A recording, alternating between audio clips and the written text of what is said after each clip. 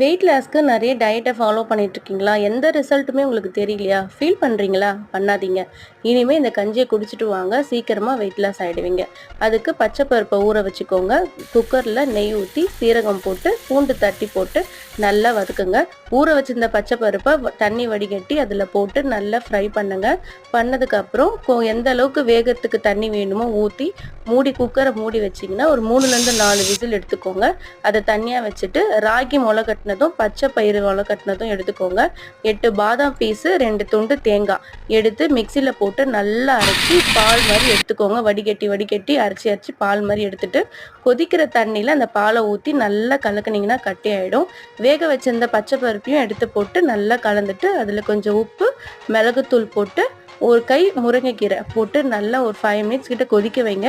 கொதிக்க வச்சு இறக்கினீங்கன்னா ரொம்ப ஹெல்த்தியான கஞ்சி கிடைக்கும். டெய்லி குடிச்சிட்டு வாங்க ஃப்ரெண்ட்ஸ்.